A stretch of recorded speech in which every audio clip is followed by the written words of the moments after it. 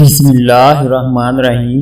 ایک صاحب کمال بزرگ اپنے حال کو لوگوں پر ظاہر نہیں کرتے تھے اور ہر لحاظ سے اپنے آپ کو چھپانے کی کوشش کرتے تھے۔ ان کی ایک عجیب عادت تھی کہ دولت مندوں سے سینکڑوں ہزاروں کی رقمیں قرض لیتے اور دل کھول کر فقراء و مساکین پر صرف کرتے۔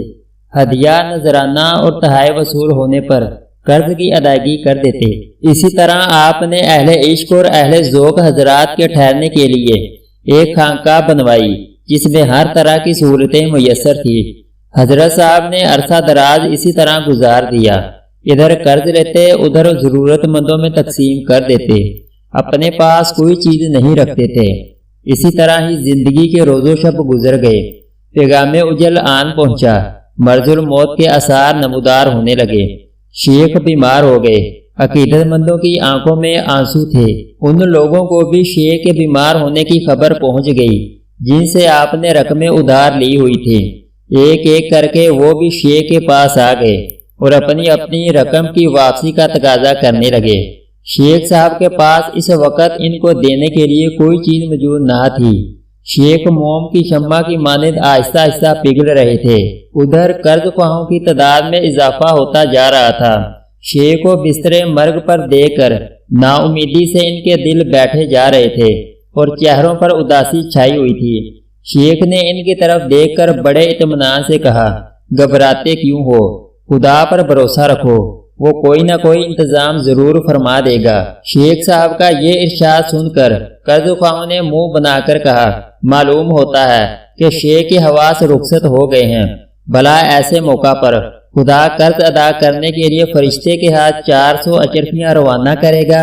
وہ سب مایوس ہو چکے تھے کہ شیخ کے پاس تو ایک چھوٹی کوڑی بھی نہیں، بھلا 400 اچرفیاں کہاں سے دیں گے؟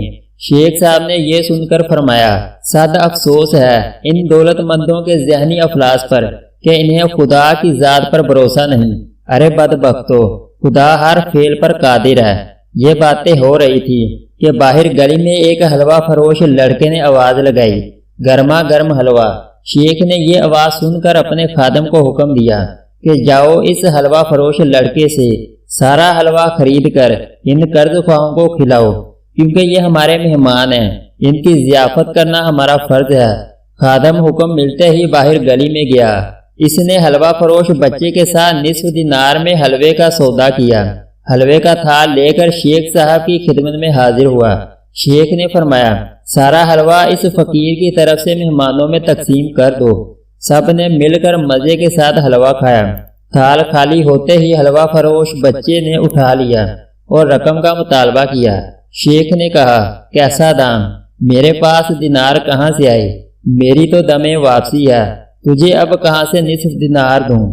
یہ کہہ کر شیخ نے اپنا منہ کمبل میں کر لیا۔ شیخ کا یہ فرمان سن کر بچے نے مارے رنج اور غصے کے تھال زمین پر دے مارا اور بری طرح رونے لگا کہ میرا مالک مجھے جان سے مار ڈالے گا، میں خالی ہاتھ کیسے جاؤں؟ وہ مار مار کر میری چمڑی ادھیڑ ڈالے گا۔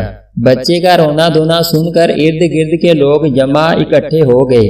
ادھر قرض خواہوں نے بھی چلانا شروع کر دیا اور کہنے لگے، واہ، شیخ نے ہمارا مال بھی اڑا دیا اور اس غریب لڑکے کو بھی جاتے جاتے لوٹ لیا۔ دوسرے لوگ بھی ان کے ساتھ مل کر کہنے لگے کہ آج کل خانقاہوں میں رہنے والے گندم نما فروش درویش ایسے ہی دھوکے اور فریب کر رہے ہیں۔ ایسی بےہودہ حرکت مرتے مرتے کی ہے، ذرا شرم نہ آئی؟ خدا کو کیا منہ دکھاؤ گے؟ شیخ یہ سب کڑوی اور کسیلی باتیں سنتے رہے۔ بادل میں چھپے ہوئے چاند کی طرح اپنا منہ کمبل میں دیے چھپکے سے پڑے رہے۔ قرض خواہ شور مچاتے رہے اور وہ حلوہ فروش بچہ آنسو بہاتا رہا۔ شیخ نے ان کی طرف ایک بار بھی نہ دیکھا اور نہ ہی ان سے کوئی بات کی۔ آخر ان لوگوں نے آپس میں یہ فیصلہ کیا کہ ہم سب تھوڑے تھوڑے پیسے جمع کر کے اس بیچارے معصوم بچے کو دے دیں۔ شیخ نے اپنا منہ کمبل سے باہر نکال کر فرمایا، خبردار، کسی کو ایسا کام کرنے کی ضرورت نہیں۔ تھوڑی دیر گزری، ایک شخص بڑا سا خوان سر پر دھرے ہوئے آیا۔ سلام دعا کے بعد عرض کیا، حضور یہ نذرانہ قبول فرمائیں۔ شیخ صاحب نے اپنے خادم کو اشارہ فرمایا۔ اس نے سر پوش اٹھایا۔ خوان میں 400 دینار ایک طرف اور نصف دینار دوسری طرف پڑا ہوا تھا۔ حاضرین مجلس یہ کرامت دیکھ کر ایک دم روتے ہوئے شیخ کے قدموں میں گر گئے اور اپنے کیے پر بہت شرمندہ ہوئے کہ ہم نے اندھوں کی طرح لاٹھی چلا کر قندیلوں کو توڑا اور حضرت کی صحبت سے محروم ہو گئے۔ شیخ صاحب نے فرمایا، میں نے تم سب کو دل سے معاف کیا۔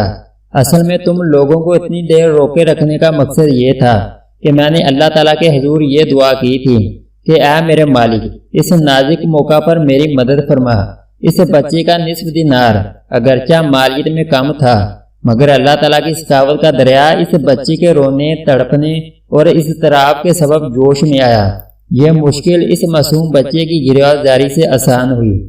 جب تک بچہ روتا نہیں، ماں کی چھاتی سے دودھ نہیں ابلتا، جب تک آسمان اور بادل روتے نہیں، اس وقت تک چمن نہیں مسکراتا۔